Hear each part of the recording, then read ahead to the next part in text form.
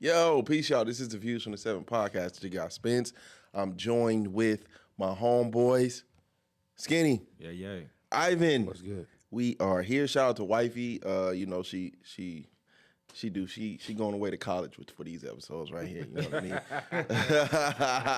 I mean? We have a very, very, very, very, very special guest. Yes. I'm excited for this one because I just got put on. Man. So yeah, that's crazy. But I just got put on, and I have to ask you before we get into the episode: do you still got your blue Bonneville? No, I do not. I heard it was cold. The bucket, legendary. I heard it was cold. It was cold. Millions of dollars have came out of that vehicle. Yeah, that was the trap. I need you to know mic, brother. Okay. Yeah. But I'm gonna allow to introduce yourself, brother. I can't do it.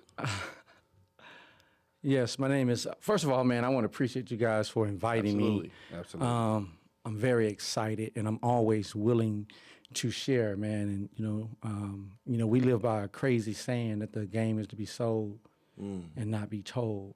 You know what I'm saying? Yeah. So for me, man, I'm gonna give it away. I'm gonna give it away every chance I get. My name is Harvey Perry. From North Las Vegas, man. I claim it. 89030. There you go. Come on, man. HP from the LV. Back in the day, I had several names, Hands, Sleep, and I stayed in that weight room. So when the movie The Green Mile came out, a cat started calling me the Blue Mile. The Blue Mile. Yeah, It was huge. yeah, cuz was on swole. On Huff. as they say. Give us the life of Harvey Perry. Man, it's not what society says for me. I grew up in a 2-parent home, 4 bedrooms, 2 bath. I used to open the refrigerator and move shit out the front to see what was in the back. Nice house. You know what I'm saying? My mother and father worked to the day my father passed away. They was married 50-some years. So I really came up in that Leave It to Beaver type of household, you know what I'm saying, the Brady Bunch. And no disrespect, man, to other small cities. I didn't grow up in South Dakota. I grew up in Vegas, Viva. So I got hooked, man. The bright lights got me. I started hustling at 14, selling weed, marijuana, and then I graduated, to robbing, stealing. And I was always fighting. I started fighting at the age of 14. And how my reputation started is me and a couple of my guys, we was on the lick, we was on the move. Okay. And the old man, he grabbed my partner. Pum! I slapped him. I didn't know I had that gas. You know what I'm saying? Yeah. And after that, man, it was crazy for me. I couldn't wait to get out. You know what I'm saying? So started in the streets, like I said, man, selling the dope and things of that nature at an early age, and just graduated. By the time I got out of high school. Well, let me keep it right in high school. Regal Estates didn't have a gang. Gangs used to ride through our neighborhood, jump out, talk to our females. But it was something about them West Side Playboys, man. They came to the school one day, Joe Mackey, because we used to hoop. And I wasn't there. My mom said, if you don't have that house clean by the time I get home, I'll tear your ass up. So that day, I went home, and they came, and it was a melee, the older Playboys. And after that, it just started happening for us. You know what I'm saying? Yeah. They came through one time, and I was on the corner, and one of the OGs, may he rest in peace, Big Ted, known fighter, known knockout artist. But by this time, I was 16. I wasn't scared of nobody. Yeah. You know what I mean? The boogeyman used to, check up on his bed at night before he go to sleep for HP. You know what I'm saying? I dared a candy man to say HP 5 times. You know what I mean? You know what I'm saying? Freddy Krueger was doing cocaine to stay up at night, man. You know what I mean? That's what I was on, right? Yeah. So, well, y'all crazy. So, We was all that real now. You know what I'm saying? So we was on the corner, man, me and some of the younger homies. And there was a situation at Doolittle where my oldest brother, may he rest in peace, he was, his car, one of the older playboys was sitting on his car, and he told dude to get off the car several times. He didn't get off. My brother picked him up, dumped him on his head. Jesus. So a couple of days later, I guess they came through to catch my brother, and they pulled up. They go to Playboys. Everybody ran but me. It's about 12 of us out there. My homies and them left. All you heard was gates, clink, clink, clink, clink. Them cats was getting somewhere. Yeah. I stood up off the gate, and the dude say, "Do you see him?" He says, "No, but there goes his little brother."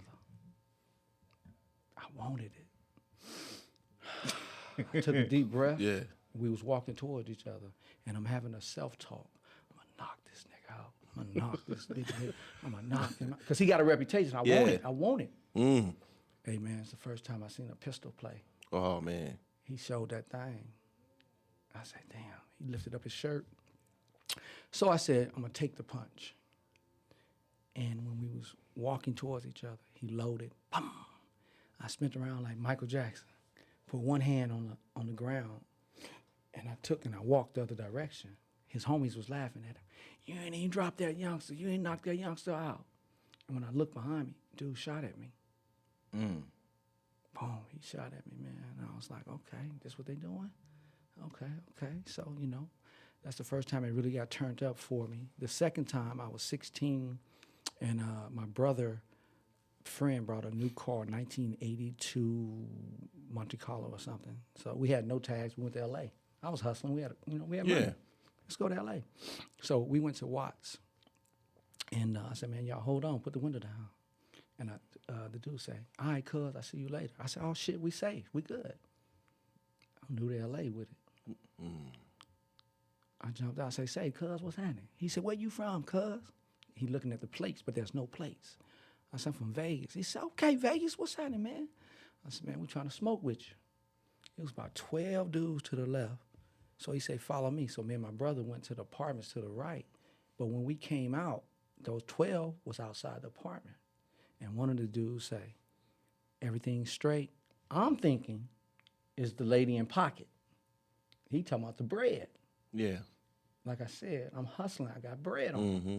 He say, yeah, real straight. So we walking through the apartments, and you hear something. You hear it. He said, lay down, nigga. I turned around. I'm on huff. I said, who you talking to, nigga? And he put the gun up to my head and watched. And then I took the game he gave me. He said, airplane position. I didn't know what that was. Yeah. So when I came back to Vegas, I'm gonna fast forward and go back. When I came back to Vegas, that was my lick. So anybody who got licked back in the day, and I told you airplane position, that was me, man, with that mask on. I'm telling on myself, right? So I came. So the crazy part, the police pulled up. I was like, oh shit, okay, we good. Hey man, L.A. real. The police looked and drove off. Shit. We didn't watch, baby. So boom, they got us. We ain't got no money, man. We ain't got no money. So we went back to the hotel room that night, and we went to the Coliseum, and they had this big concert. And I seen, I ain't gonna say the gang name, but it was probably about 100 of them. Jesus Christ. And they was hollering out they set. And I was fascinated. I was fascinated. They was all in sequence. They were walking together. They had the big perms with the big blue rollers, man. And that gangbanging it just was so exciting to me, and how organized they was. And when they got in front of the Coliseum, it was a scuffle, and they knocked the dude out and stomped him. So when we got back to the hotel, I looked on the news, dude was dead. He died. So that was my first taste at 16 with that real gangbang. So we made it all the way back to Barstow, man, and we was about to run out of gas. So I told my brothers and them, y'all get in the car. I seen an old white gentleman going to the bathroom to do another, I don't care what he was about to do, but he went to go do a number 2, which was perfect. So I'm finna kick the door in. My brother's like, man, don't do it. I said, man, get your ass in the car. This dude come back like 5 minutes later, a couple minutes later. I got the money.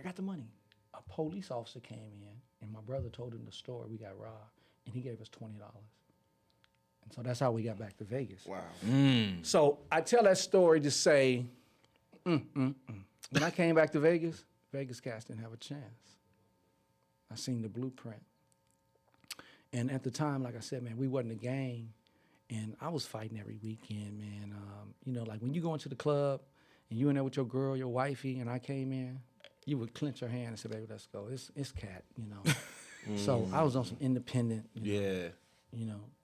no disrespect to the ABMs, but I was saying that in the early 80s. Anybody can get it, man. You know what I mean? So I was, whatever said, it didn't matter.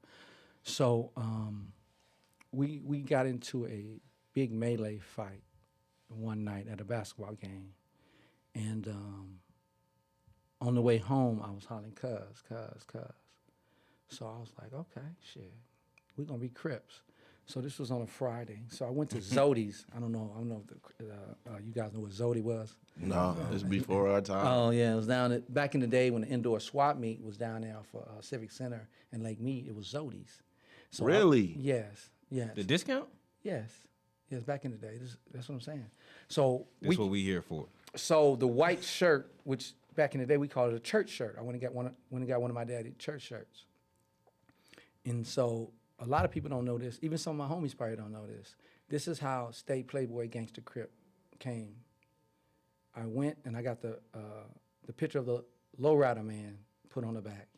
And on the bottom I had S.P.B, State Playboys. So when I came to school that Monday, my homie's like, yo, what's up? I said, it's Crip and Cuz, whoa. And I was fascinated by the Mexican gang. So I had, the two top buttons.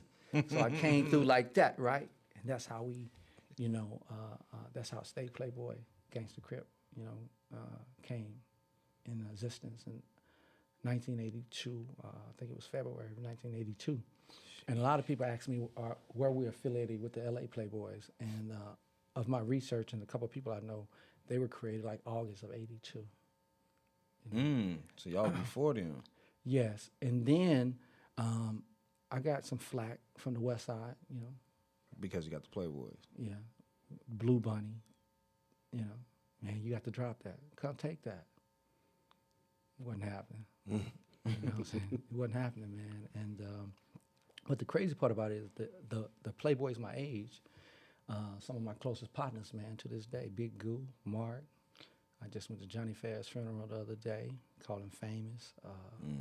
You know what I'm saying? And I caught my first case with the Playboys. I turned 17 in July. I got my first robbery at 18 years old, and it was with the with the West Side Playboys, and they wasn't tripping. It was just the older cast that was tripping because I took on the name. Even to this day when we see each other, we say it to the west, to the north, to the north, to the west. What up, P?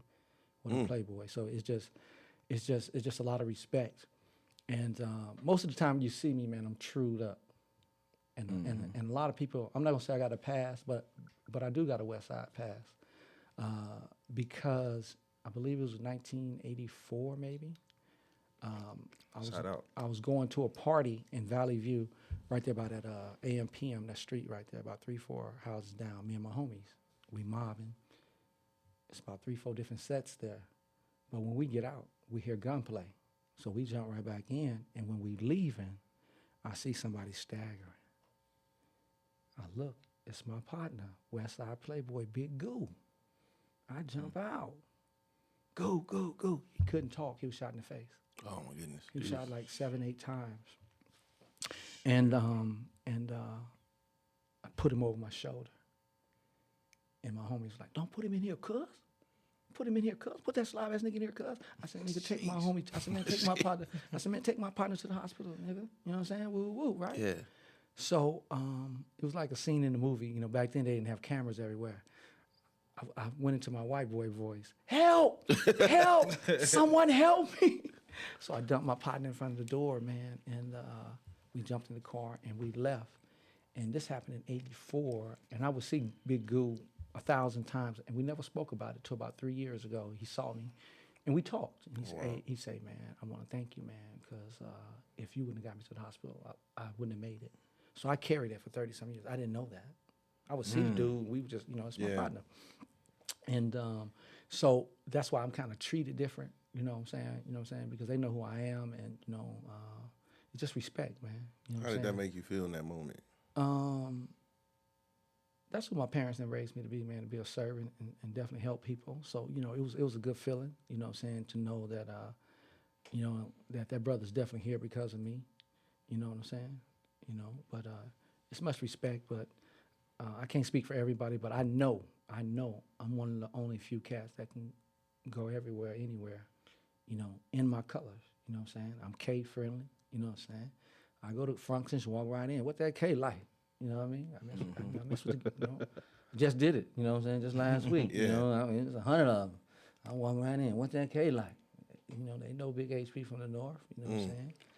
But it's all about respect, man. That's what cats got to understand. It's not, it might be some fear with some guys, but over the years, man, it's all about, respect, you know what I'm saying? And a lot of us has made that transformation, you know what I'm saying? But, man, it was real tough back in the day, man. It was on sight. Like you couldn't wear a red hat. Like today is fashion, red hat. Like I got on blue chucks right now with blue shoestrings. And for the youngsters, when you see OG with, not just he got on blue chucks, but if he got the blue shoestrings on, yeah, he from that life. Same thing if you see a blood and he got on red and got red shoestrings, it's not fashion. Especially if they was fat laces. Yeah, absolutely. Yeah, you know what I'm saying? Absolutely. And then too, man, to be straight up, man, wasn't no coordination like today. If you got on a red hat and red shoes, you blood, you Crip, And then, even too, like they call this thing Crip dance. In my era, you couldn't, it's a walk. It's a straight up Crip walk, and you couldn't do it unless you was throwing up your damn set. You're in violation. So regular. Ain't no civilian Crip walking. You getting slid. What you doing, cuz? Where you from, cuz? We're just having a good time at a party. No. Go over there and do the boogaloo. Go do the book. No, man. I heard the state's motto was, "We don't bang, we hang." See, you got to understand the P came before the G. See what I'm saying? We was pimping and playing. You know what I'm saying? We have legendary players come up out of our neighborhood. No disrespect to the sisters, but we had legendary go-getters come up out of our neighborhood. Yeah. You know what I'm saying? So that's what made us on the map, is that we were so clean and so fresh and player. You know what I'm saying? Everybody was, perms laid, got your Celtic slacks with your flap on it, with your nickname on your little flap. You ain't had no belt loop. You know what I'm saying? That's before y'all time. You got it tailored. Everything was tailored and cut. You know what I'm saying? With the big butterfly collar. You know what I'm saying? And, your hat I ain't never seen no hat with my hat backwards growing up. Them cats had that shit cocked. You know what I'm saying? And they was leaning with it. Right. What up, youngster? What's happening with you, baby? You know what I'm saying? So that's where it come from. Yeah. The P came before the G. We was pimping and playing, stacking and macking. You know what I'm saying? Sending something, you know what I'm saying? So yeah, man, that's what we was on back in the day. You know what I'm saying? My whole family is like from the States. Like my grandma them is right on Duke. I was telling you my auntie was earlier, so that's my family right there. In y'all times, my auntie was kind of explaining to me like the separation of the streets. How was that? Like how King Street and how y'all kind of some of y'all separated from the streets at some point. Like they over there, we from King Street. To me it was top and bottom. Okay. You know what I'm saying? You had the bottom, you had the top of the states and the bottom of the states. Okay. And we all, everybody was like, well, it's popping up here. It's popping down there. But right. I'm from the top, man. And I'm going to say, man, we was popping, cracking. You know what I'm saying? King Street is legendary. Yes. You know what I'm saying? Yes. Growing up, my children couldn't go on King Street. That was New Jack City. That was Boys in the Hood. Minister Society. Oh, wow. I don't know the correct year, and you could probably do your research. I tried to find it, but I think it was 96, 90, it was either 96, 97, 98. The first murder in the USA was 1203 on King Street. Yeah.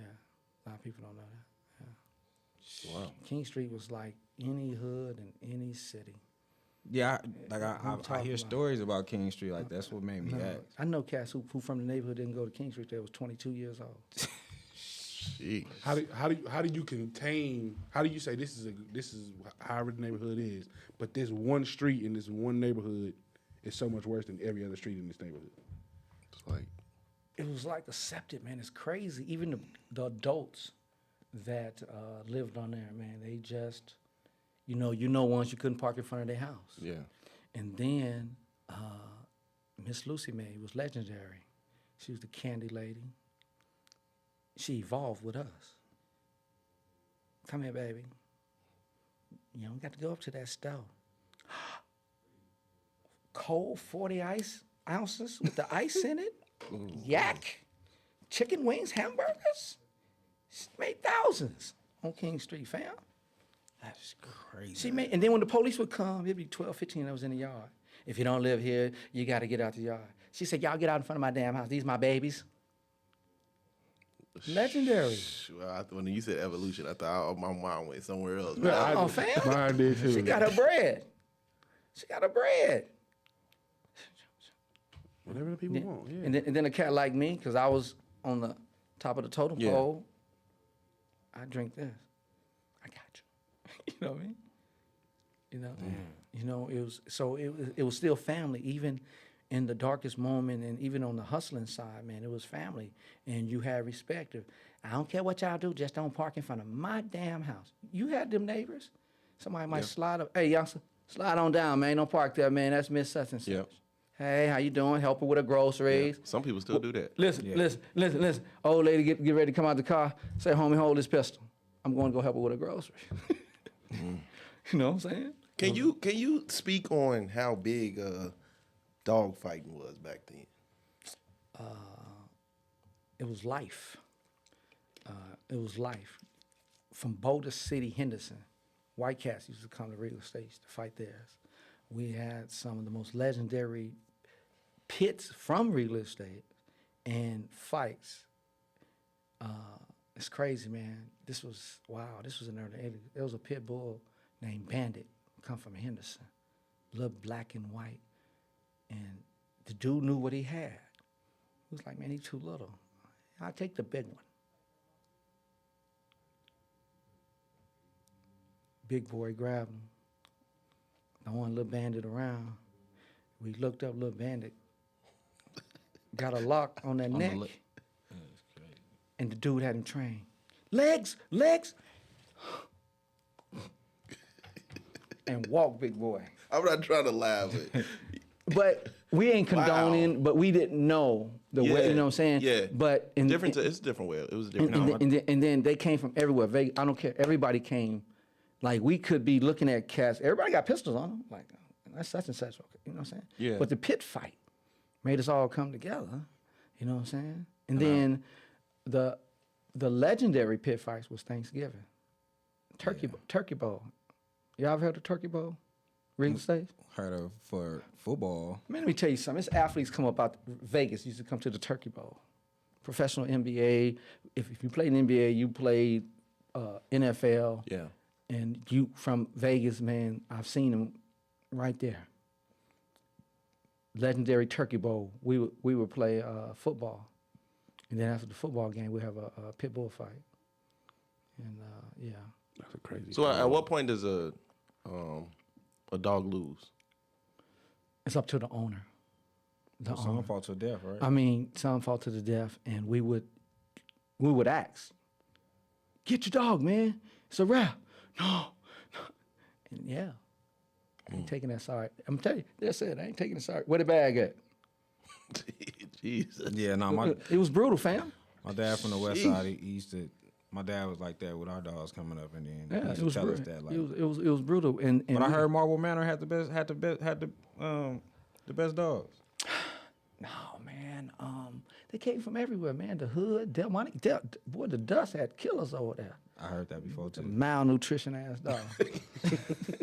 Niggas over there starving them dogs. They starving, the damn dog starving. What's his name? Little fella. They had killers over there, man. You know what I mean? You know what I'm saying? I'm telling you, the dogs look like the owners. That's the era I grew up. Dogs look like they owners. So if there's a neighborhood, a set that's doing bad, the dog look bad. Shit. You know, we had dogs couldn't even walk. They were so big and fat and shit. The dust. You sure? Yeah. So did you know off top like because it didn't get like, of course, my introduction to like dog fighting, I know it was prevalent coming up, but like my real introduction to it was like Michael Vick. You know what I mean? Like, Oh man, What? it was way before the end. Yeah, bro. nah, the 90s I really- was crazy. It was see, I was still young though, so I wasn't like. Yeah. You know the what I mean? 80s, it was no filter. My dad Everything raised was a dogs go, like man. See, you have to understand, 80s, everything was a go. Everything was a go, man. Hustling. It was so. The 80s made so many millionaires from the game, man, and thousandaires. Yeah. You know what I'm saying? You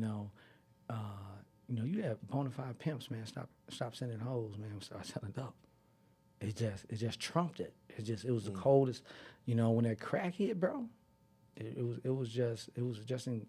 It was nothing, man. It was nothing. You know, everybody was having some bread to a certain level when nobody's starving. You know what I'm saying? So, you know, everything was a go, man. The 80s was just, it'll never be a time like the 80s.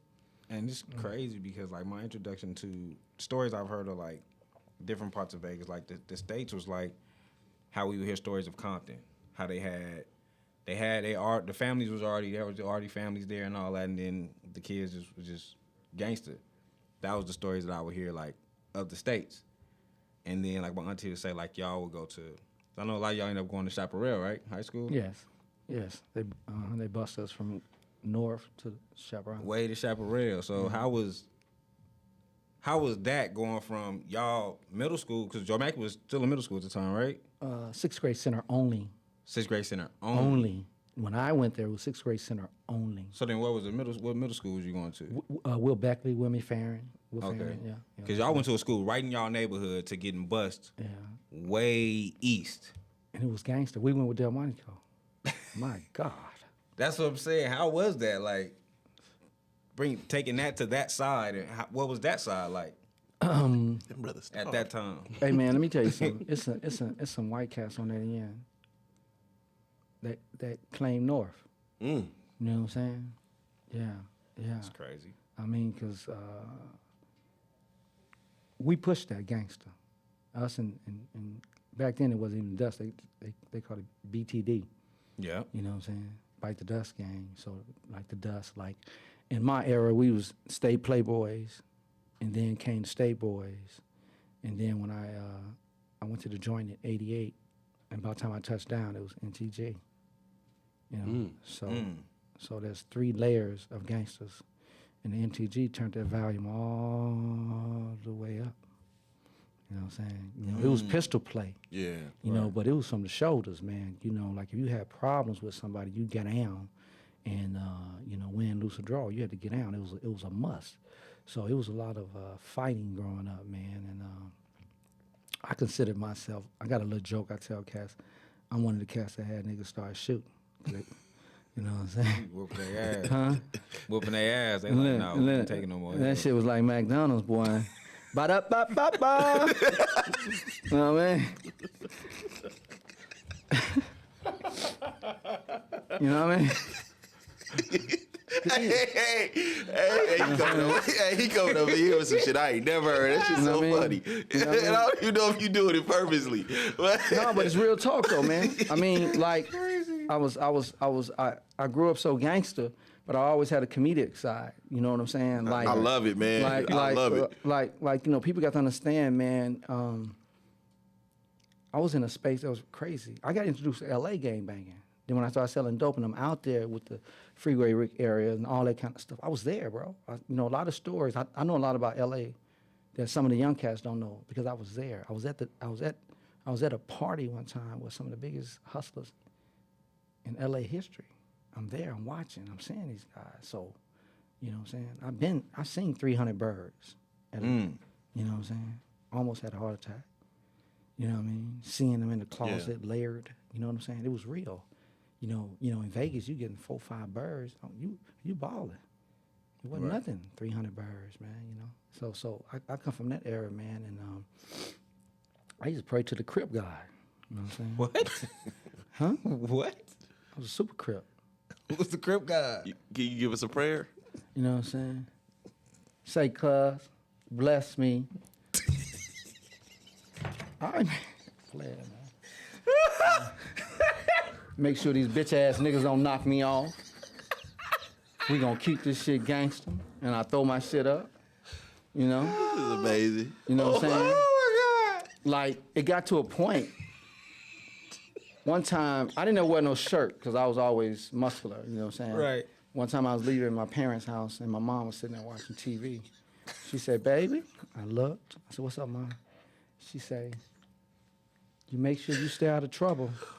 I looked at my mama. I said, you tell trouble stay out of me, cuz. Oh, no, man. The devil. Hey, say, cuz, bless me. It's amazing. Yeah. Make sure these bitch ass niggas don't knock me out, cuz. That's the real prayer too. I can tell. You know. I can tell you did this every day. And then I'm throwing up the shit, the gangster. I'm throwing up gangster when I'm saying it. You know what I'm saying? I'm praying and you know what I'm saying? Might be smoking on something. You know what I'm saying? He kept you here. You Yeah. still here. It's a blessing, man. worked. It's just a blessing. People say I got lucky, man, but it's a blessing. Hey, I can't get it out my head. That shit is amazing. What's that, brother? say, cuz, cuz. bless me. Say, cuz. Bless me, cuz. Oh my God. These niggas out here trying to get me, cuz. These niggas trying to get me, cuz. So You know what I'm saying? every generation is different. Yeah. What's growing up in Vegas? What's going on outside of like not just the game, but what is growing up in Vegas in your era? What was sports? What is sports? What is like where are y'all going to hoop at? Where the best hoopers is at in Vegas at the time? They were all over. If I'm telling y'all, like I see these guys on social media talking about who the best players to come out of here. I've seen them and I tell them you can't post that because you didn't live in the era where I seen the players that was 10, 15 years younger than me until now. I'm at the right age where I can tell you. Yeah. Well, I can tell you who's the best to come through here. Yeah. You know what I'm saying? And some of them didn't even go to college. You know what I'm saying? But I saw them. I saw these guys, man. And if they was in this era when they was going back to high school, going straight out of high school, it's several players who would have went straight out of high school, man. We had some talent here. And I'm talking about, I'm not just because I'm from here. We had some very, very good talent, man. Who's one of the best you seen? The best player, in my opinion, to ever come out of the state of Nevada is Michael Spider-Man Burns at 6'8", went to Chaparral High School. Okay. And what he was doing then and the potential, I'm basing it off the potential. He could get a rebound, push it. He had handles. He had the mid-range. He used to average 5, 6 dunks a game, standing room only. He was a bad mother sticker. Spider from here? Spider from Wrigley States, baby. Tell him. Duchess. Tell him. Duchess. Down the street from me, baby. I always thought Spider was from somewhere else. Spider's from Duchess. Wrigley States. Is that Yeah, that's the is that thing. hard for you? Not to pivot, but is that hard for you to see athletes and see how serious their game is and how it transitioned to the game today? See, in my era, what you lacked in talent, you made it with heart, determination. If we was all on the court and your man killing you, you all right? You need a sub, homie?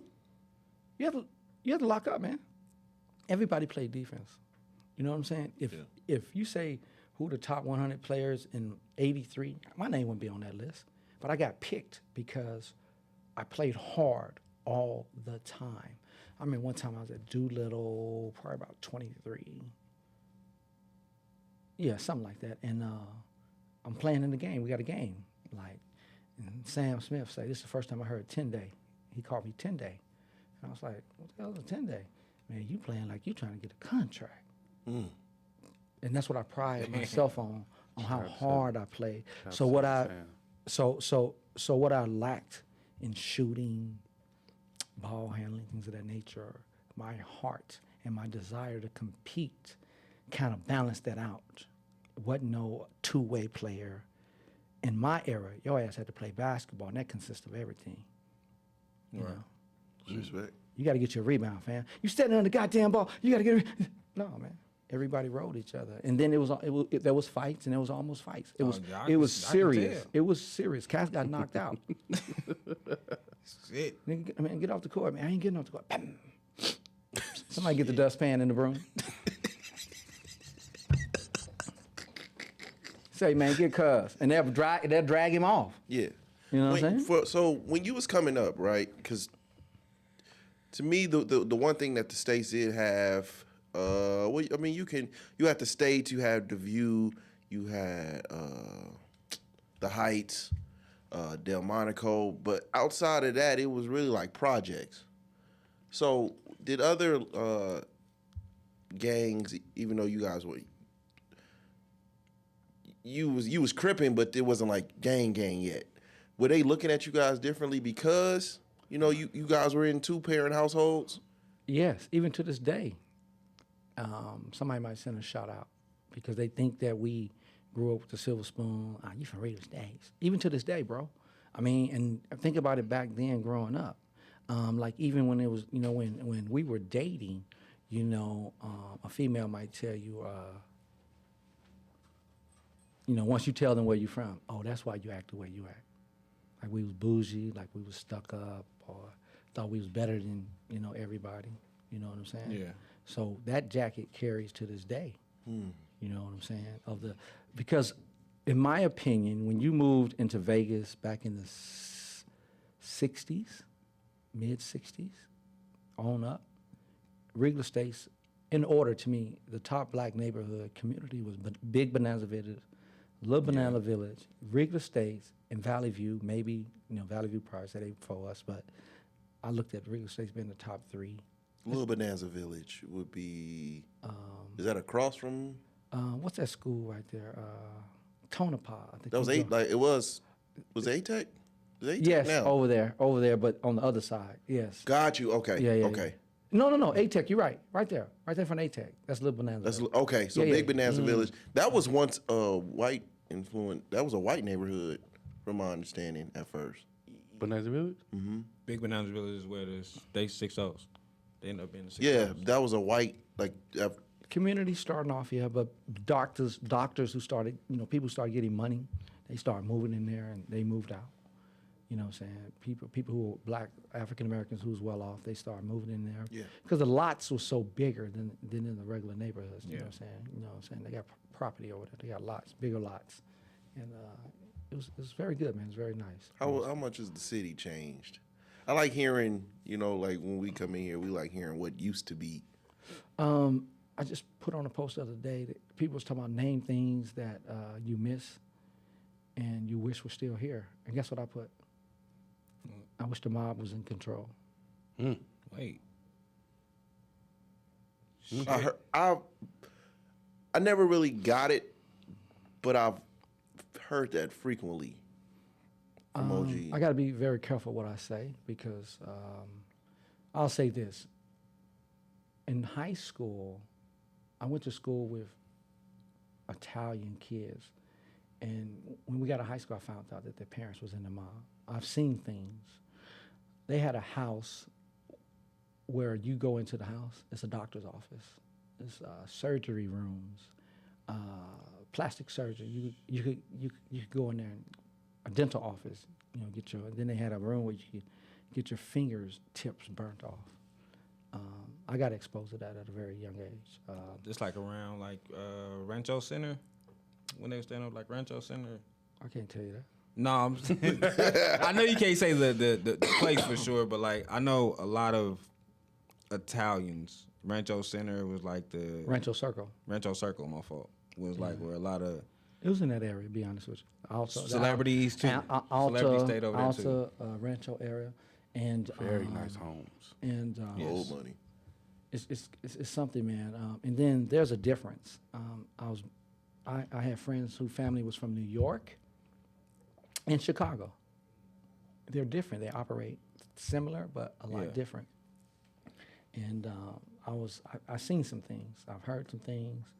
I was in a situation where my guy said, "Hey, man," this is when we got older though. We're in our 30s, so they are used to seeing me around. So a lot of people think I was getting work from Mexicans, but I was getting mine from the Italians, and like I'm sitting right next to the boss, and these goons, these killers come in, and they was looking like, "What the hell?" And he was Who's like, the eggplant? and he was like, "It's okay. He's with Dominic."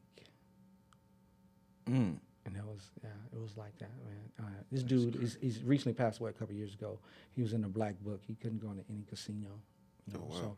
So I've seen some things, and when I went to prison in '88 and I got out, I met with these guys at a secluded area, restaurant, nice restaurant, and they got me on my feet. You know, they blessed me with cash, and they said, "You solid." Like right out of a movie, man. You solid. That's nice. That's crazy. How long were you down? The first time I was 18 months. 18 months. But I was looking at 26 years, and may he rest in peace. The guy who was coming to court on me, he died in a car accident. Oh, wow. Yeah, I was looking at 26 years. Shout out to the Crip God. And when was your second? I did 14 months in the feds. Ooh. Yeah. Passing the car accident is crazy when you got done saying you was with the mob, dude. Salute. I'm not saying. I'm just saying that's. Well, I never thought about that. That's great. Shout out to the Crip See, God, man. That's all you can say. like I don't know if y'all remember. Hey, I don't. crazy. Bless you. Saying that in prison. Throw your shit. You gotta throw your shit up though. Hey, man. But some people might remember there was two different incidents when the Rancho skating rink got shot up back in the day. People don't talk about my incident. I'm on one. I'm looking for a group of cats. I'm looking for a set. But when I got there, I didn't feel comfortable. I see different cats moving around funny. I'm like, man, what's happening? What's going on? Yeah. Oh, man, the Pomona niggas up in here, man. The Pomona. You know, like, some cats from Cali.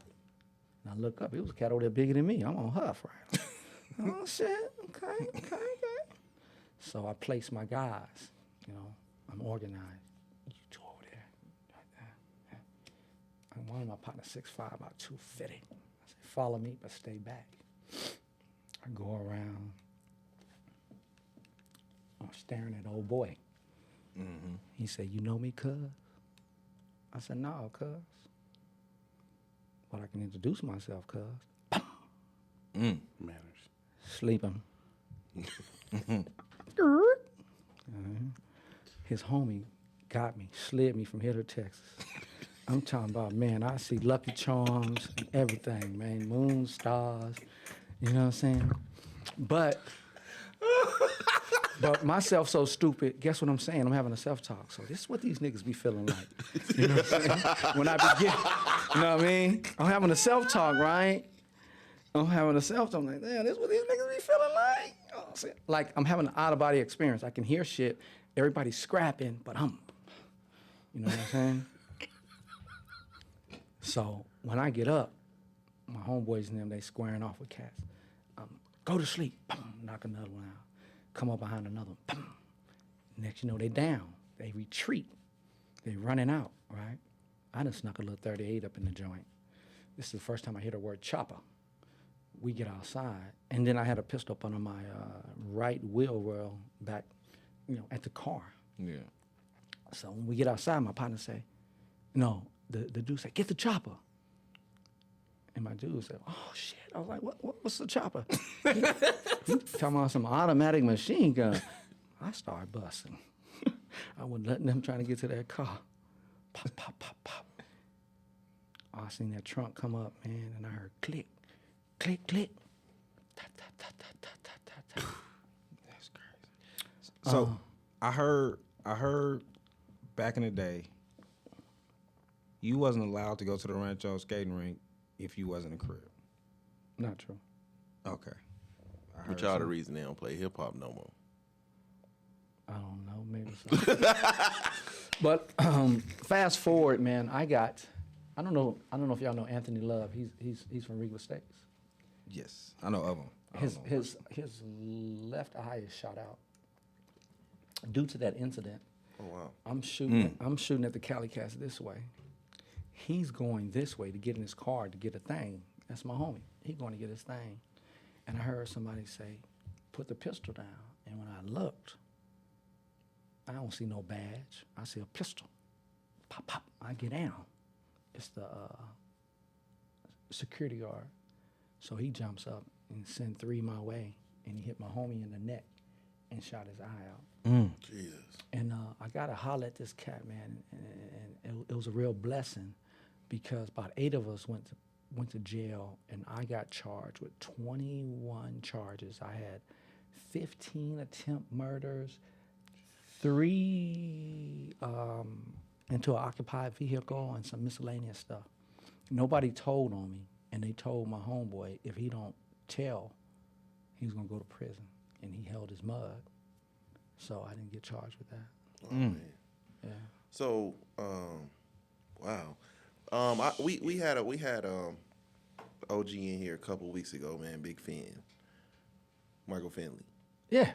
And Legendary. I wanted to ask you the same question. At your age, how do y'all deal with seeing so many of your peers no longer here? Some in a violent way.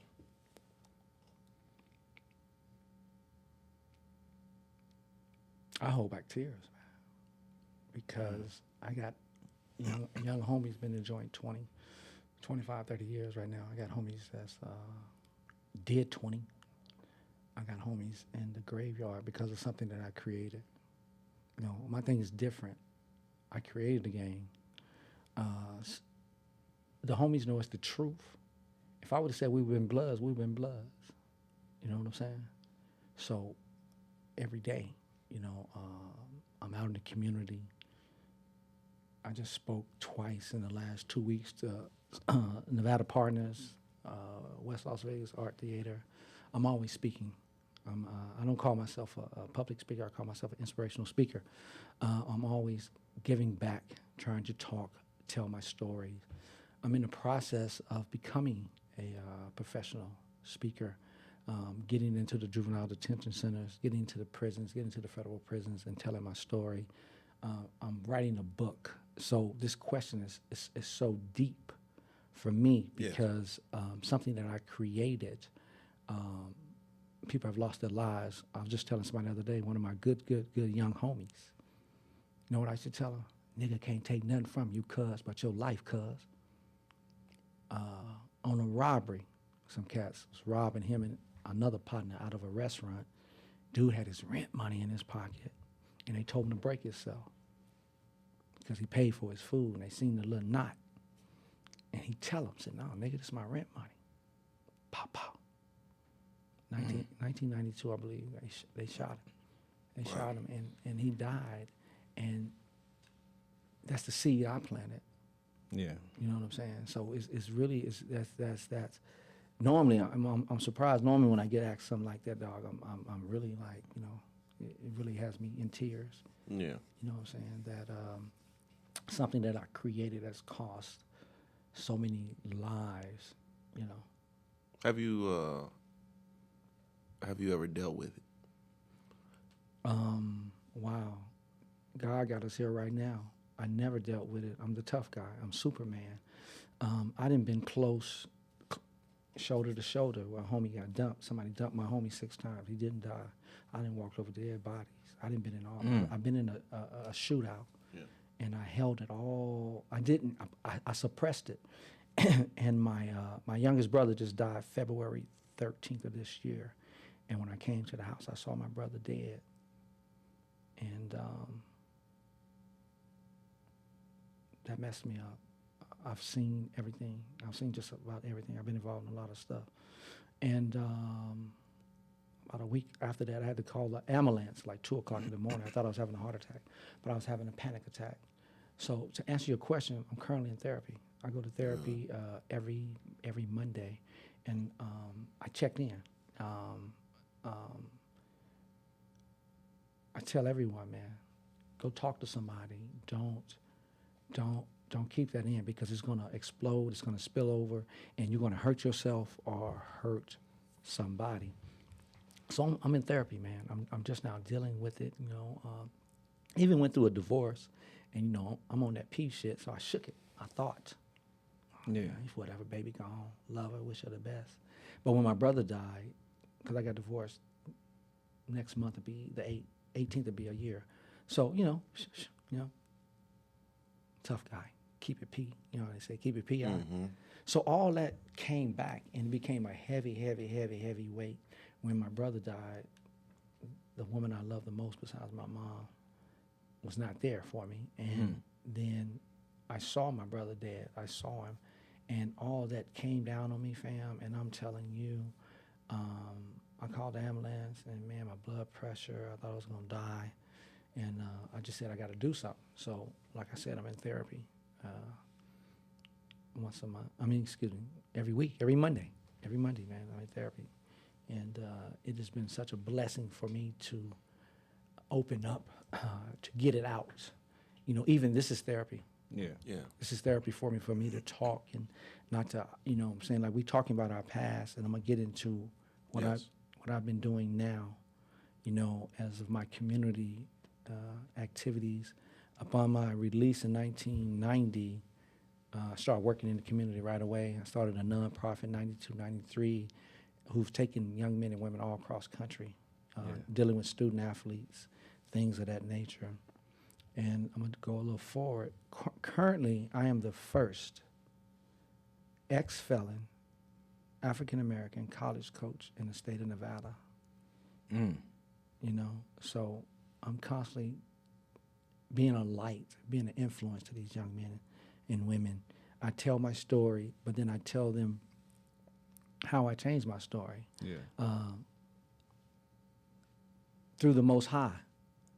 The real God, the only God. Right. You know, I changed my life, man. I told God that if I get out of the last situation I was in, I said, God, if you allow me to get out of this situation, I won't hurt people.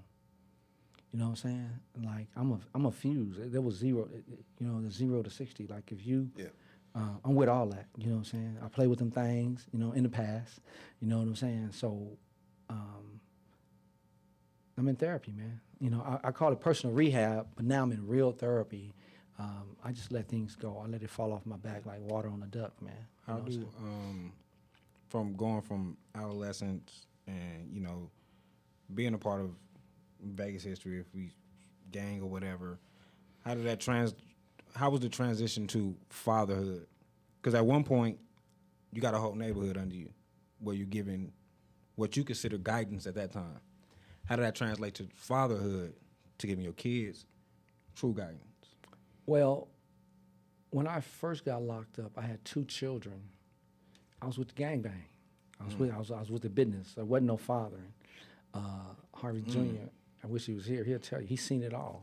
He's seen the little nephew, what's up, cuz? He heard all that all his life, cuz. He's seen the pistols. He seen me whoop somebody who owed me some money. You know what I'm saying? The only reason why I stopped whooping him because he kept hollering and screaming. You know, that's what got me off the dude's ass. The dude needed to thank my son. It's on that ass, you know what I mean? Right. Daddy, stop. You know what I'm saying? So when I came home, like anyone who knows me when it comes to basketball, the reason why I'm so aggressive and so passionate about basketball, it saved my life. My son said, Dad, when I got out of prison, Dad, I want to play basketball. And I said, you sure? And I took him down to Joe Mackey, put him under the goal, and I forearmed him to the ground. And he said, why you do that? I said, dude, you want to play checkers or chess? You want to play basketball? I said, there's only one way to play basketball. That's football, though. You know what I'm saying? No, I ain't raising no BITCHs in my house. You know what I'm saying? I'm a gorilla. So, you know what I'm saying? I'm gonna raise some sharks, because sharks eat dogs. You know what I mean? You know what I mean? For real. So then if you seen his game, that's why he was so aggressive. He was so physical, because I planted that seed early. And I looked up, I was a football guy, man. I was a football guy. Then I was boxing and to answer this question, listen to this.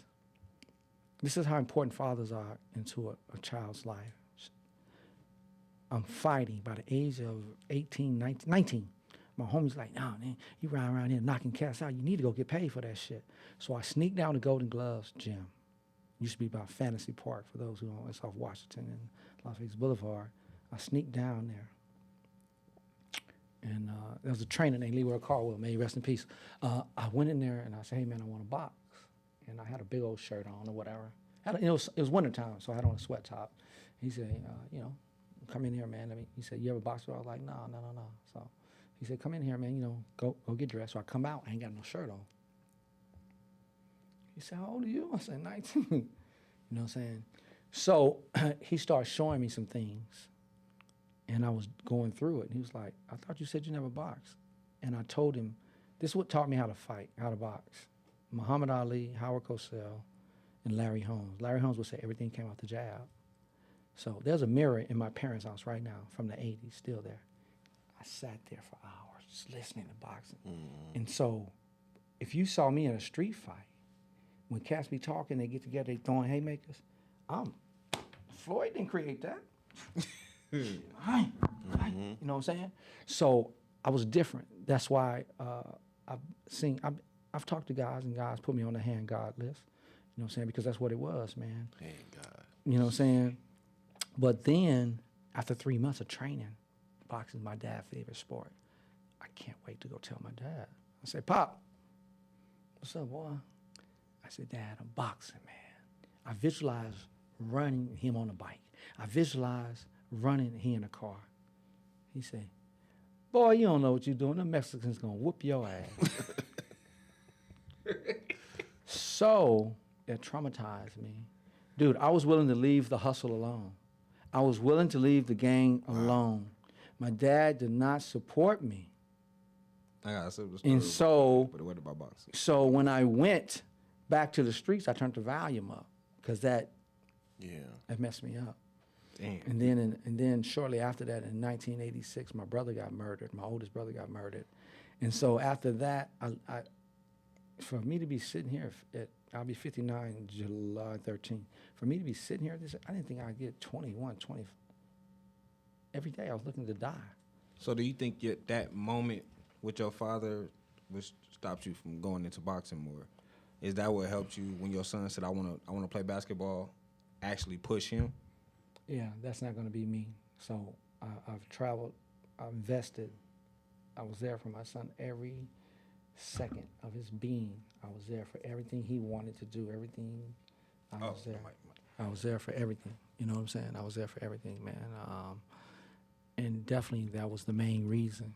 You know what I'm saying? I wanted to be there for my son, my children, dance class, you name it.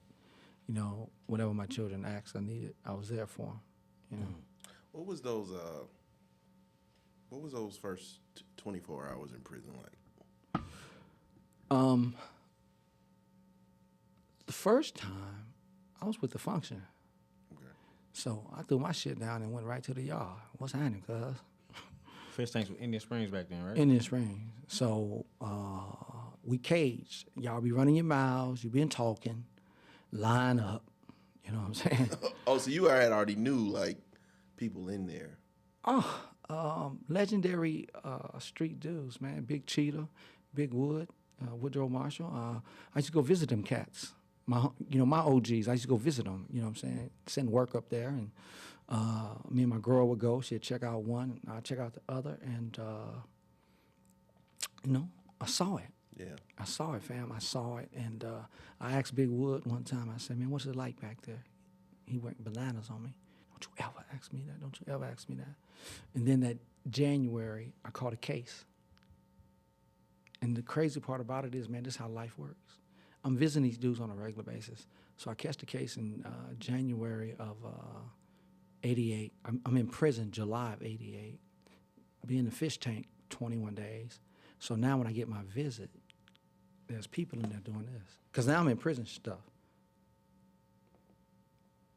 I said, yeah, man, it's me.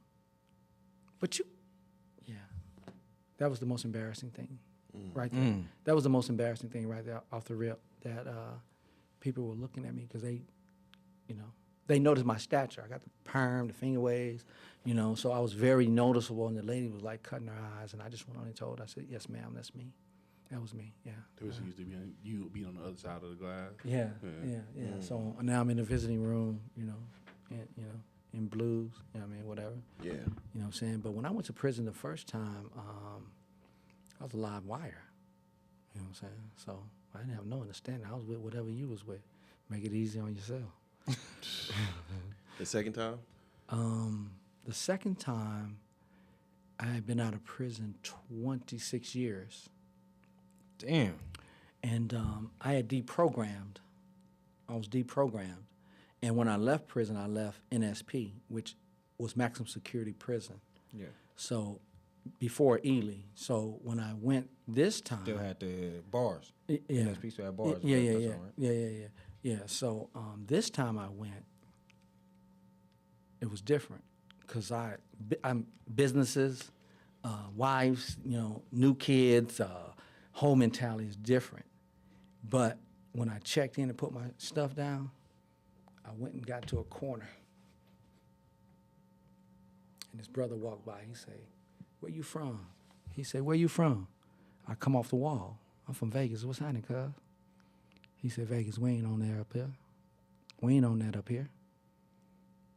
See, I came with that old mentality, and I was at the lowest level at the federal camp. Yeah, I was gonna say, 'cause it's feds. You say you from Vegas, you in the feds. Yeah, so I was at the lowest level, and he said, "Turn around, look, man, what you see? You can walk down to the road." I said, "Man, man, this Disneyland."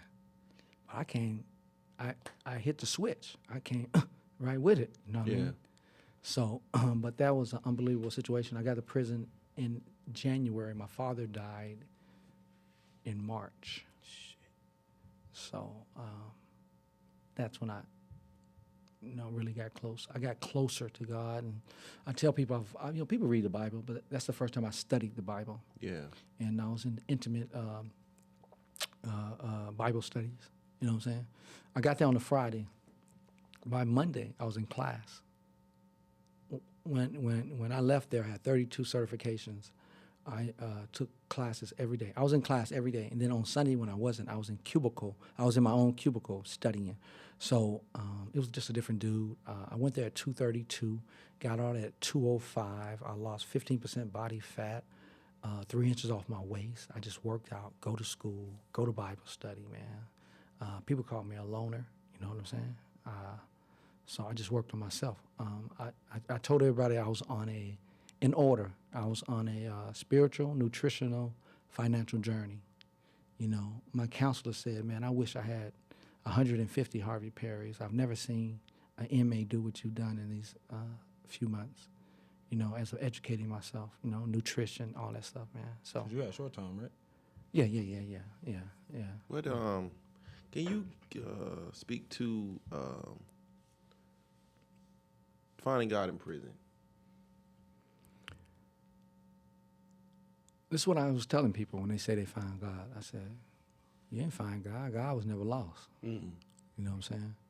So people got to understand, everybody's intentions, most people's intentions are well upon their release. It's when you hit that gate and the dope get back in front of you, everybody hustling around you, cheating on your wife, the young female trying to holler at you because you look a certain way. So when most people, when they get incarcerated, you're still, you know what I'm saying? So, you know, you become a better person.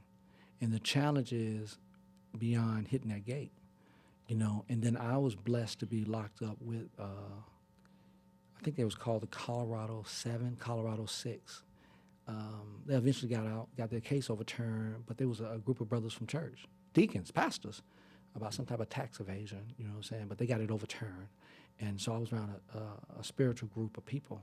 Because one thing I've learned in life, man, to change your life, you have to change your playground. And when you change your playground, you change your playmates, and you eventually change your playthings. So I surrounded myself around those type of people, you know, and I just got deep into the word, man, and, you know, cried a lot, you know what I'm saying? You know, cried a lot, and then I wanted to change. And change is difficult. Change is one of the hardest things in the world to do, man, is to change your life, you know what I'm saying? And because we got core beliefs. Absolutely. You know what I'm saying?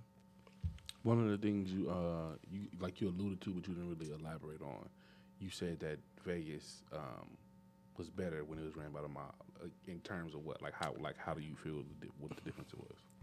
The stuff that they do on the strip, a lot of the actions that you see on the strip, a lot of the violence and things like that, you couldn't do that.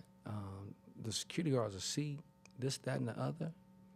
No, you had to get out because you're messing with their money. You know what I'm saying?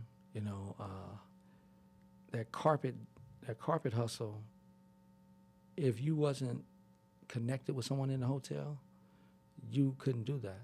You know, where the girls go and sit, no, unless you was planted there. I've been in situations, function where girls was handpicked. Ain't no scalawag just walking on no carpet back in the day. You know what I'm saying? That was my next question. You know what I'm saying? You know what I'm saying? What was pimping like back in that day? Oh my goodness, P.I. to your D.I. They let you pimp a little bit more. You know, but it was more it was more control, man. And if you with someone, like some of these brothers move around here, it wasn't like that, man. It was them Caucasians, it was them Italians, man. You going into them clubs and you being loud, yeah, you get your ass up out of there, man. They got them big old bouncers, 200, 300 pounds, man, and they escorting you out there. And you gonna get some bumps and bruises. Ain't no filing no lawsuit. Ain't none of that happening. You know what I'm saying? They're gonna tell you once, maybe twice. It was just more controlled. It was controlled movement. You know what I'm saying? And Vegas was based off respect. You didn't do what you want to do. You had to really check in, man. Especially if you're trying to get some real bread, you know what I'm saying? Yeah. And then there was a lot of hustling going on. You know, when you had businesses, you were given contracts. You know what I'm saying? You know, like if you got a construction company, you got a cleaning business. You know, it was ran off the phone, man. It was definitely who you knew. Wasn't no wilding. You wasn't wilding out back then. No, what not even happening. You were not crossing Bonanza, messing with them people's money. Period. Period. How did that trickle into like everyday life? It's, you know what I'm saying, as far as Vegas being controlled by the mob versus how it is today. Like how did that affect you away from the strip? Well, you know, back then, man, the thing was to work, and people didn't have financial education, financial literacy, but you had people who they didn't spend money. They wasn't materialistic. Okay. You saved. You didn't just go, you know. To be honest, credit, people weren't using their credit like that. No, man, you bought something. You know what I'm saying? You save for that. Yeah. You know, you just need to go take out another loan and put $50,000, $60,000 into your house. You know what I'm saying? And people was more conscious of the dollar bill. Okay. You know, and even that they wasn't even paying us a lot of money, man. You know what I'm saying? You saved. My dad didn't buy me no car. I bought my first car, that bucket, $300, $1 bills. You know what I'm saying? And I was a bus boy at the Hacienda Hotel, which is the Mandalay Bay right now. And when my friends and them was going off to school to play football and basketball, they said, "What you gonna do?" My daddy was so hard on us, man. He saw me lotioning my feet. "Boy, what you doing?" "Ruby, come here. That boy lotioning his goddamn feet. Something wrong with you, boy?" Wasn't no earrings going on in that joint. None of that. Wait, Pops wouldn't let you lotion your feet in peace? Man, they wasn't going for that, fam. You talking, wasn't no closet. That had your ass in the hole. Wasn't no, man. You wasn't showing no side of sensitivity, player. That sensitivity having man, getting manicure, man, getting manicures and pedicures. Man, wasn't none of that happening. Not in my household. So everybody in the household had bad feet. Bad feet, fam. Big, thick hands, rough calluses, like shaking a handful of sandpaper. You know what I mean? Daddy'll poke you like this here, and then he'll bust your head. Hands were so damn rough. You know what I'm saying? They wasn't going for it, man. So, again, I was fascinated by the streets. So, when they was talking about, I was in the streets, man, at the highest level. All my friends, I'm the first one in my circle to go to the penitentiary, all that. Drugs, I'm the first cat that, you know, start pimping. You know what I'm saying? So, you know, I'm hustling, you know, blah, blah, blah. I'm working at the Hacienda. I'm a bus boy. I guess I worked there a year. I get vacation. I'm selling cocaine. They give me income tax check come. I remember like yesterday. I get an income tax check,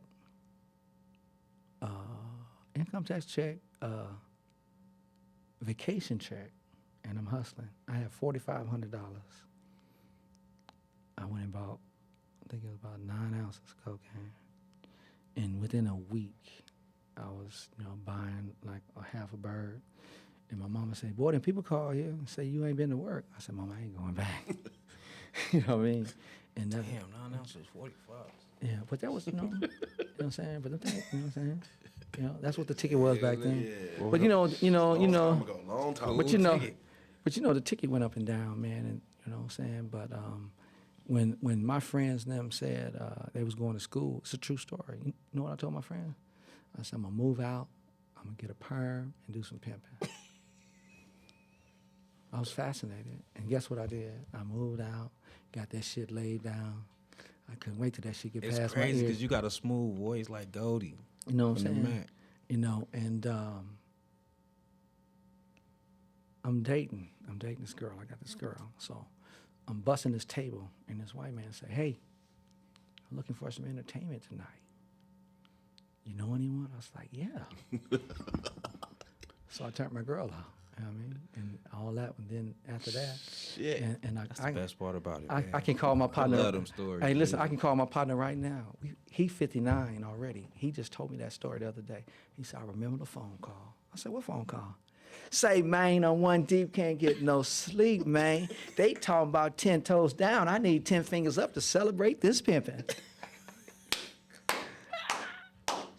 You know what I mean? He told me that. That is great. He told me that. But, man, I'm deprogrammed. I was like, yeah, I remember that, man. I remember that. But, yeah, I was really streets. That's all I wanted. How do you handle that? How do you handle that? People not necessarily being able to let it go, but remind you of who you used to be. Listen to this, man. This is crazy, dog. I was so violent that if I see somebody, like I might go to a function. Just yesterday, I was in a function. I'd seen this cat. I know from back in the day. What's up, man? Breathe. He's fixated in 30, 40 years ago. Like I talk to people and they like they're having an asthma attack because that's their vision of me. You know what I'm saying? And it's hard, man. It's hard, man. Even to this day, there was some family stuff going on about a few months ago, and two of the family members, I'm calming them down. Leave this alone. The female cousin say, what you would have did back in the day, nigga? I said, that's not me. It's etched in stone. It's not gonna go nowhere. It's not gonna go. I don't care how many lives I save, how many basketball teams I coach, how many turkeys I give away. It's forever etched in my reputation. I'm single now, but when I was single a couple of years ago, man, I'm talking to a female having a drink, and I'm talking to her, and I say, hey, after about 30 minutes, I said, what's your name? And she told me, and then she said, what's your name? I said, Harvey Perry. She says, are you related to Harvey Perry from Regal Estates? I was like, that's me. You know what she said? Everything I heard about you was bad. So we started ourselves trying to talk, and she says, everybody I told, women and men, that me and you are friends and we talking, nobody had nothing good to say about you. Jeez. You know what I'm saying? But, How does that make you feel, now in your journey in life, to know that? I accept it, man. I get around it, man. I got so many stories like that. I was going to truck driving school at night. During the day. And this one cat was going at night, and he came that Monday. And every Friday, you have to check your hours. So me and this dude, my name is Harvey, me and him going to lunch and everything. So I was like, yo, it's Friday, man. We got to go check our hours. So when you go to the board, he's standing behind me, Harvey Perry, and I check my hours to make sure they're right. And I was like, okay, I'm good. When I turned around, hey, man, you Harvey Perry? I said, yeah. And he just told me a story. I got jumped on by the Bloods and at the club, and I ran, and I jumped behind the bar, and I grabbed 2 bottles. And I told him, come on back and we'll bust y'all head, right? Woo, woo. Yeah. And they went, they going, and I put the bottle down, and I opened it, and I was drinking out of the neck of a whiskey bottle. And dude told me that story. So he was there. He saw that. You know what I'm saying? That was 86. Wow. You know what I'm saying? So it is what it is. We're always going to remember Michael Jordan. We're always going to remember Kobe. Yeah. You know what I'm saying? I'm here in Vegas. I call Vegas Mayberry, man. you know, and then people tell the story. People says something, you know, about people that's gone, and you know, my last little story on that, I went to go get a haircut at the barber school in North Las Vegas, Expertise.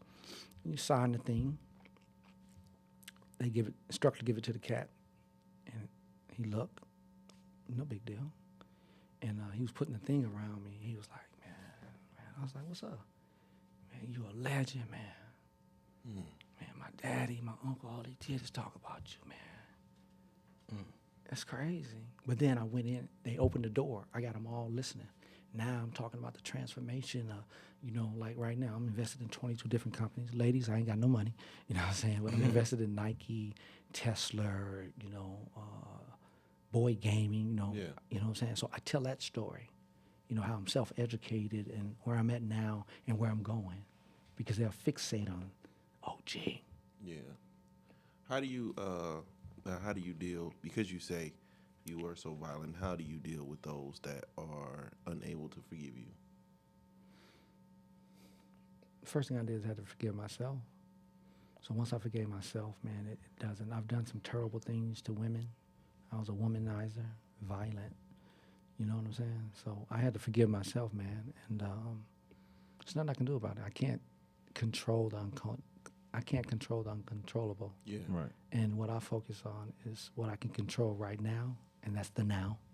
You know what I'm saying? But there's no balance in life on scale. You know, oh, I'm doing all this stuff in the community, trying to get balance. I did what I did. Yeah. You know what I'm saying? So for me, it's not what I leave people. Physical, it's what I leave in them. So I'm always willing to give a word and some advice and some encouragement, you know, and let them know that they don't have to walk the path. Because people idolize that stuff, man. Right. You know what I'm saying? So, you know. Are you into politics? I just recently started following politics on a local level in the last 6-7 months. I really got interested in it recently. Just woke up one day and I go to a lot of community events and a lot of political events and things of that nature. Why do you ask? So I think you that's something that you would be. Listen to great this. in. God has us here, man, because you like the fifth person that told me that. Say, man, you need to run for something because your I can't pronounce it. Demographic is so large. Yeah. The 16 on to 80, they know you because you're in the community. You in the, you know, the Boys and Girls Clubs. You in the Nevada Partners, and everybody know me. I'm talking to the kids, and you know what I'm saying. My range, he was telling me, man, is so wide that, you know. And then just your passion for our community and the youth and the elderly, man. Even the way you know, like getting you here out. I was on the phone with my auntie, and she brought your name up, and then I brought your name up to Ivan. I was like, wait, I know that name. Like, it's a coach. Yeah. So it's like you're known from some people's street level because y'all grew up in the same neighborhood, and then from the kids for just being a coach, you know, like you've been through every step of life. Like even your grandfather now? Yes. Right? Yeah. So leader, father, grandfather. I want to know what's the grandfather feeling? What's the feeling of it? I have a grandchild. Wow, I was at the dentist's office and my daughter kept calling me. I was like, hello, Daddy, I'll tell you, Daddy, I'm having a baby. I was like, what? You know, because I didn't want. She's young. I didn't want. She was of age, of course. Right. But when she came, my grandbaby will be 15 in September. Wow. And I call her G-Baby because, you know, it's Papa's grandbaby. So G-Baby, and that's what I call her. And just yesterday I was with my youngest grandbaby, and that's the most exciting thing in the world. My youngest daughter said, Dad, what makes you happy? I said, when all my grandchildren and my children are under one roof. Man. That's it. That's it for me, man. That's anything, you know what I'm saying? Anything besides that, man. I don't care about nothing like that, man. You know, the grandbaby is an unbelievable experience. And then the crazy part about it, Harvey Jr., my son, his son, which is my grandson, he moved to Louisiana. He's on the number 13th basketball for his age group in the country. So he balling. you know, and my his daughter plays volleyball. So, you know, still involved in sports. You know, the legacy continues, and you know, got some that sing and dance, and you know, whatever they want to be and try to be, I just support them, man. It's not over, man. It's not over. You know what I'm saying? So I love it. I love being a grandparent. You know, yeah. So when Dante was asking, like, do you like forgive, like the people that don't forgive you? I know from the life that you live, the phone calls change, right? Yes. At one point, you was probably they tripping over here. Phone call to, we need you to come talk to the youth. How? I get phone calls to this day. I stop shit. Yeah, I get phone calls to this day. It never go from different sets. Some say, homie, let me holler at you. I got this going on. Say, fam, stand down. You know, let that go. Woo, woo. You know what I'm saying? I didn't got phone calls. Say, man, I got the eyes on the prize. What's happening, man? Woo, woo. No, man. You know, blah, blah, blah. That's what I'm saying. Like, it never stops because that respect is still there. It like never stops. None of them never, like. You know, I'm saying you still get phone calls. Right. Like, I could take you to my store, Quick Check over there by Regal States. And I was gonna bring up Quick Why Check. is that not like a national like monument? I mean, I got people come from all over the country and say they've never seen nothing like that. And I could go in there right now and like some OGs are not accepted in their community. And I tell people, I don't know about any other set. When I go up there, they spread, they open. I got one cat, he said, oh man, watch out, here comes the general. I got a cat who salutes me, man. You know what I'm saying? But then I take that time to interject something from not dealing with the streets, some educational business stuff. You know what I'm saying? You know, man, y'all out here hustling, getting that money, man. You know what I'm saying, man? Come invest, you know? You know, it's a few cats, man, that are getting out of the street life who started businesses because I, you know, pushed them towards that. You know what I'm saying? The respect there, I embrace it. It's beautiful, but I don't use it in the negative. That's the thing about it. Yeah. Just about a month ago, you know, some in-house stuff in the neighborhood. Man, let me run this by you, man. I said, man, that's your homie. Let it go. You ain't got to mess with him. Love him. Stay away from him. Stand down. Man, but I said, come on, fam. Because you call me, then I'll tell him, it's the OG call, fam. I'm not, everything's stand down. I'm not authorizing zero violence, bro. You know what I'm saying? I'm not going to do that. And I still get those phone calls. And some of them, man, in the last, you know, couple of years been some crazy stuff, bro. Like, why you tell me? Why you call me with that? I don't want to hear that on my line. You know what I mean? Because like you saying, you started that over there. Like I could just imagine it being a phone call. Like my son trying to bang NTG. I need you to. I've done those interventions. Get him out of here. I've done that. I've done that. Those Time sit down. again. Got a homie right now. His son, a basketball player. You know, he called me. I'm thinking to my basketball. I said, man, I need you to get at my cat. He going to the left. It's all right. You know what I'm saying? I get those. I love those. You know what I'm saying? I love those, man. You know, then I give it to him real, uncut. You know, I've been shot 6 times. Right here, if the bullet would have been a smidgen, I would have half an arm. I got hit right between the eyes. Got shot in the arm twice, shot in the back. And I got a bullet on top of my spine right now. Just sitting there. Huh? Just sitting there Yes. right now. Yeah. Jesus. Yeah. So Still exercise with the bullet in you? wow, watch this story in closing. I get shot, right? 3 times at once. Nick between the eyes, shot in the back, shot in the neck. So I'm at my parents' house, and me and my friends now, we hanging out, and we got the phone with that 100-foot cord. Wasn't no, you know what I'm saying? Good old days. Yeah, with the 100-foot cord. So we out there doing our little thing, and my son and daughter kept opening the door. And I said, y'all open that door, I'm gonna get you. I said it about 2 or 3 times. So the 3rd time they did it, a drive-by. Pop, pop, pop, pop, pop. Excuse me. I got hit. And like people are always talking about what they'll do in certain situations. Everybody's standing over me. I said, call 911, call 911. My friend going to shock. 119, 119, 119. I said, no, man, 911, 119. He kept repeating it, right? So somebody grabbed the phone. And I said, bring me that chair. I'm right at the door. And think about my kids. Open the door, daddy shot. My daddy, what's going on? Open the door. Daddy, his son shot. My mama run down the hallway, see me, and run back screaming. I said, Dad, tell Mom I'm okay. Listen to this. I took my hand and I put pressure on the hole. You know what I'm saying? Actually, I brought it. This is the actual picture. I don't know what made me do this. The day after I got out the hospital, I had my homie take a picture of it. And Oh my goodness and gracious! so I elevated my legs and I put pressure on my on the wound. You know, I put pressure on the wound, so I'm gonna go forward. The doctor said, "What made you do that?" I said, "I don't know." But anyways, I was such a high-level gangbanger, drug dealer, street dude. When the ambulance came, the police came, North Las Vegas. They put me in the ambulance, and my brother was in the back of the ambulance with me. And I seen the ambulance and the North Las Vegas police talking. No big deal. Boom, we get in. We driving.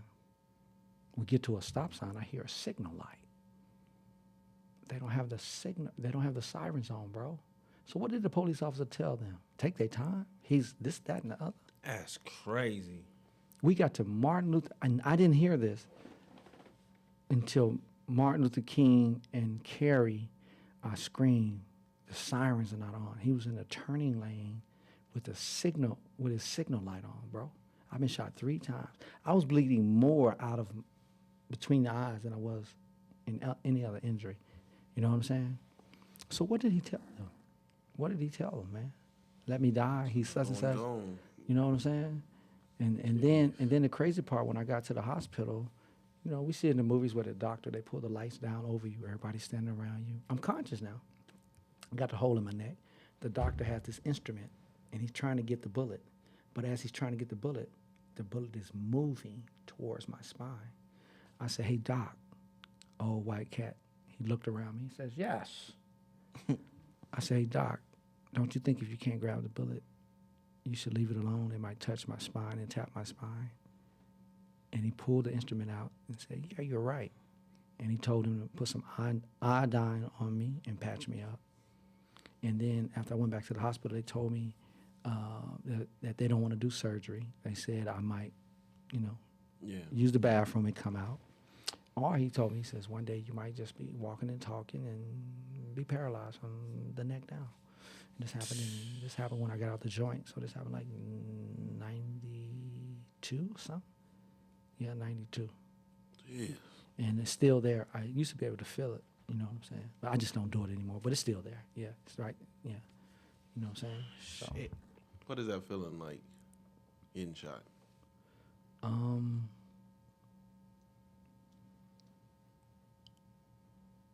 It's crazy. At the time, it turned me into another level of Superman. You know what I'm saying? I've been shot. And then how I was shot and where I was shot. Made you fearless? Yes, and the respect in the city went up. You know what I'm saying? Because I didn't hide it. I got stitches. I'm going places. I'm on swollen. What's wrong with this dude? That's what I'm saying. Like, you still working out. You got a bullet in your spine, the wrong move. It's over with. So when you look at the youth, when we looking at the youth, are we looking at it wrong then? Because we be thinking it's over when somebody gets shot. There's a fear there. There won't, Not things at like all. that. But It's 3 things happen, man. You are scared to death, or you understand that whatever you're involved in ain't right, so you sit your ass down. Or you turn it up. Or, you become Clark Kent, you sit your ass down, or you become Superman. Yep. You know? And, and then the thing about me is when I go speaking to the youth, the way I look and the way I speak, when I start telling my story, it blows their hair back. Because I got this thing called the phone booth, hey, my name is Harvey Perry, you know, whatever organization that invited me out. Thank you for inviting me out, blah, blah, blah. If you guys give me a few minutes of your time, I will share my story with you. And I'll turn around, take a deep breath. Got my chest out. Now I'm on the yard. I bite their head off. We've all heard the saying, don't judge a book by its cover. Absolutely. If you look in the dictionary, it'll be a picture of me. That's my shit. You know, I tell them, man. And, you know, then I just go into how I changed my life, you know. And people say, why did you change? You know, what happened? And I said my name, my dad's name. I didn't want to tarnish my dad's name. My grandfather, you know, hardworking men, loving, caring men, took care of their families. And that really weighed on me. 1995, I wanted to get out the streets, but I couldn't because of the peer pressure. I'm such a god on these streets. What everybody gonna say? I can't leave these streets. So I'm having a meltdown, like I'm talking to myself. I'm like some Joker shit. I'm like tripping. I'm crying. So, you know, everybody's trying to leave the state of Nevada. I was at the Silver Nugget, I remember. Brother Gerald X, my partner. He said, what's wrong, man? I said, I'm finna leave, man. He said, good, man, where you going? I said, I'm finna go to Atlanta or either Houston. I'm drunk. He said, say, brother, you know the first person you're gonna meet. I was like, shit, who? Yourself. He said, if you go down there with that same way of thinking, that mentality, you're gonna find the drugs, you're gonna find a corner, you're gonna find a prostitute. Yeah. He said, you have to renew your mind. You have to change your way of thinking, brother. And so, you know. Shout out to that brother. Man. Yeah. That's deep. Before we get up out of here, man, because like Vegas history is what we really looking for. So, what's Silver Nugget? What's Jerry's Nugget? What's the casinos off the strip in y'all time? Like, what is it like going down there? Because you said you was at Silver Nugget. It was a y'all trip. Not on the strip. It was a trip too, man. For me, maybe it was me, but most of the times when you meet you might see a rival cat at the Silver Nugget. It was like off limits to trip. In my era, when you see a cat at the Jerry's Nugget eating, shit, I was damn near 30 before I went to Silver Nugget. You starving. You starving. You hungry. He mad dogging you. You mad dogging him. But you hungry. You starving. You'll see him some other time. For me. Yeah. For me. But it was just where you met up and you seen people that you ain't seen in a while. But our spot was the Horseshoe, man. It had the $75, $50, 75-cent Heinekens, $2 steak and egg breakfast. $2. Huh? The Horseshoe was crazy. Man, it was crazy. $2. 50-cent Heinekens, 75-cent Heinekens. But I remember Jerry Nugget had what, a $1.50 breakfast at one point? Yes. Nothing beat Arizona Charlie's. You know, Arizona. Then you had Slots of Funds. You know what I'm saying? We used to do that next to Circus. You know what I'm saying? Oh, Jesus. You know, man, but It's lots of fun. I ain't never seen Slots of Fun? No. next to Circus. Jeez. What, the world's largest, Hot. right down Sierra? No. Where's lots of fun at? It's right next to Circus. You walk out the front, facing the strip. You walk right to the right. Yeah. It's somewhat connected, but you know what? It wasn't connected, but it was right there. It was right next. I think it's a souvenir store now. The souvenir store. That's not it. They're not talking about that. I was thinking that too, but you're not talking about the souvenir store because the souvenir store is on Las Vegas Boulevard in Sahara. Nah. He talking going more down. I'm Like talking about you go out the front and to the right. Yeah. I think that's a souvenir store now. Yeah, I'm not sure, but yeah. So like a souvenir store in a McDonald's. But Circus walking around there's up a top. McDonald's over there. Circus walking up top. Ooh, there's some cats got smashed up there. In the Midway? But the Midway used to be, even in Let's my time. get ready to rumble. Boy, your ass get caught up there. Ooh, to the wee. 911 on speed dial. I'm telling you, boy, Cass was getting pancaked up there, man. You know what I mean? All right, so give us the okay. You say so the spots are off limits. The casinos is off limits. I've personally never seen any fight in Silver Nugget or Jerry's Nugget. I went to Silver Nugget when I was a kid every week. That was where my grandparents went to gamble. So we went to one Jerry's time as a Nugget when kid. they hit big. because they had the big arcade in there, right? But what is the 5 spots where if you got caught, it was going down? You mentioned the skating ring, and you mentioned Circus. Skating rings, Circus. There was a spot called Third World on Las Vegas Boulevard. Was it by Oki? It was in that area. But Third World was a big arcade, and some legend. It was a legendary melee there with the GQs and the West Side Playboys. That was legendary. That was legendary up there, man. And that was a legendary get down with the Gershon and the GQs at the We gotta get some Circus. And like I say, man, the skating ring, even the movies. You know what I'm saying? The drive-in? What movies? Because y'all had movies outside. Downtown on Fremont, and then the Red Rock off of Charleston. And Decatur. Yeah, man. Scats get knocked out up there. With their bra, too. The bra get knocked out and everything. Pum, pum. Go to sleep. It's a story I always hear about Vegas that I've always told, like, Bonanza was like the border. Like, what were the borders for the black neighborhoods when you were growing up? Because I know that black people didn't have free reign to just go everywhere in Vegas when they weren't working. For me, it was Bonanza. You know what I'm saying? Like Bonanza, Rancho. You didn't go too far past Decatur. You know what I'm saying? Okay. And going past Cheyenne, Like going east. What was the east border for black people? Las Vegas Boulevard? Las Vegas Boulevard, but we slid past Las Vegas Boulevard, Lamb, you know what I'm saying?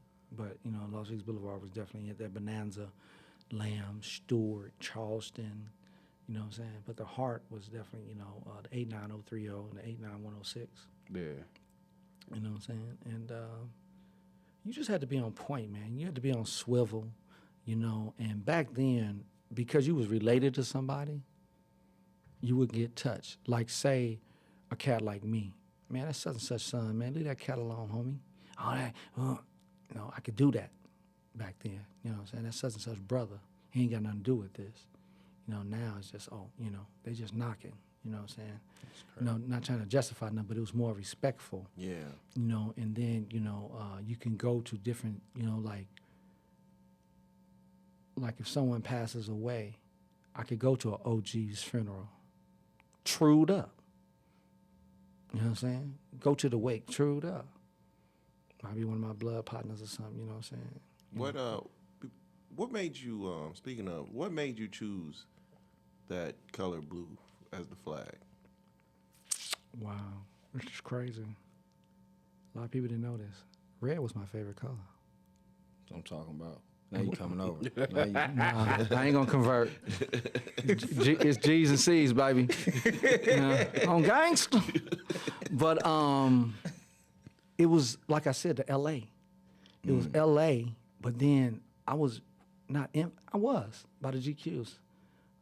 Man, the GQs were so unified, and just that blue rag. And the GQs in like Donna. Yeah. Okay. The original GQs. I know some Donnas, but I come from that GQ era, and the GQs was they used to hang out in our neighborhood a lot. Anthony Mason, some of the OGs, Sloan brothers. You know what I'm saying? Big Carl Wesley, and we always had an alliance, man. We was always good. I ever didn't feud with them cats. Might have had a couple cats or something get along behind a female or something, but for the most part, yeah, you know what I'm saying. But for the most part, man, State Playboys and the GQs, man, we always, But the dust, to this day, it's a go. If one go, in my era, you got to go.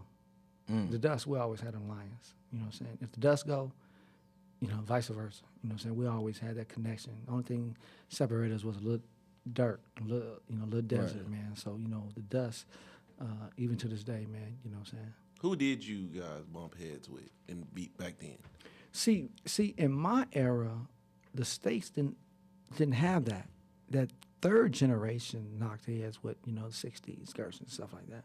But in my era, it was individuals. For me, I didn't have, because we was only short-lived, man, from 82, and I went to the joint in 88. You know what I'm saying? 6 years. Yeah. So all that, it was quick, fast. I was microwaving that gangster. You know what I'm saying? You know, you know, then I got relatives, you know what I'm saying, and you know, in different sets. So it was different for me, man. I float to this day. Shout out to my boy, Kayla, man. You know what I mean? Shout out Kayla, man. You know what I'm saying? It's my partner, my BDR partner, little brother, man. He invited me to Rue Day for years. One day I said, I'm going to go. Shit, police going to be everywhere. Hell, I'm going to go. So when I get out the car, I'm trued up. Cats talking, patting each other like, you know what I mean? They looking. Like the music stopped, man. Everybody looking at me the first time I went. And then Kayla came out, hugged me. I had 2/5, and I blessed them, you know what I'm saying? And it was all good. And then they did a interview. I don't know if somebody have it. They interviewed me, and I talk about one tree, many branches. I'm representing this Las Vegas, man. Come on out here, man. Rue Day, having a ball. You know what I'm saying? North and West, 89030, 89106, man. One love, you know what I'm saying? You know? I've always done that. Because I move with respect. Yeah. You know what I'm saying? I don't disrespect nobody. So, I'm sorry. Go ahead. Oh, I was. You brought up the skating rink on Rancho. Finn brought up the skating rink on Bonanza. I mean, Sahara. Hold Highway, yeah. Sahara. That wasn't our thing. The one for the older, it was one down there by the graveyard back in the day. Back in the day where all the homeless people been down there. Yeah. It was a skating rink down there, baby. What? What? Yeah. Where? That's when the best skating ever.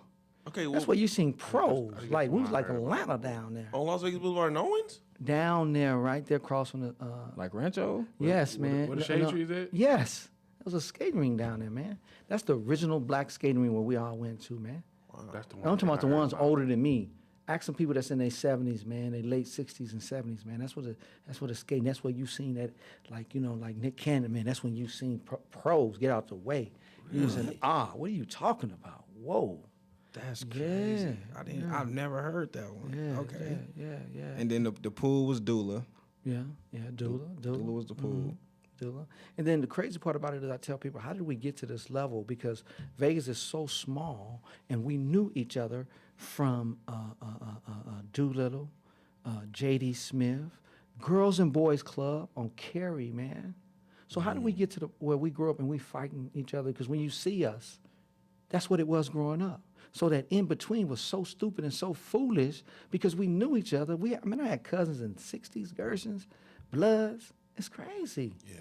So how did we get to that, man? Wow. You know what I'm saying? Yeah. Well, so in closing, and I appreciate you, man. This is amazing. This is amazing for me. In closing, what would the Harvey Perry of today have to say to the people? Is that you have to look in your own mirror and be honest with what you see and make the adjustments. We have to self-reflect, and we have to realize that our core belief is killing us. The world has evolved, and if each individual looked at themselves and become a better person, that's how the world becomes a better person. Stop looking at what the other person is doing and focus on yourself, and that's how the country, the nation, even the world becomes a better person, a better place, when each individual got to work on themselves. Be kind, smile, be sociable, man, uplift, extend a hand. And most importantly, for our community as being a black man, push that damn elevator down. Throw that rope over, man. You know, you got cats, I call it a couple dollars over the rent. They know who they are. You get a couple dollars over the rent and you wobble, you know what I'm saying, you wobble in it. Instead of telling a young brother, a young sister, how can he or she elevate? Yeah, man, I heard you got 5 houses, 10 houses, I heard you. Yeah, you know, doing my thing. Instead of saying, hey, brother, man, here's my number, bro. This is what I'm doing. You got to do this, you got to do that. Push the elevator down, man, and keep it down. Throw the rope over, pull somebody up, man. You know what I'm saying? I heard that. Where can the people find you? I'm on Facebook at Harvey Perry Sr., as well as Instagram and at HP702LV. You know, and I'm always available, man, to come speak, come talk, This is great. come share. Great, man. You know what I'm saying? Oh, I laughed so hard. That Crip prayer. Oh man. Hey man, you can follow the podcast pages on Twitter, Views from the 7, Instagram, Views from the _7, TikTok, Views from the _7, Facebook, Views from the 7. You can follow me at Just Call Me Spence. Yeah, man. Skinny Junior 777 on Instagram. Young Al Bundy, YUNG_Al_Bundy, Twitter and Instagram. All right, man, we up out of here. Thanks again. Yeah, Appreciate you guys. Peace. Yes, Peace. sir.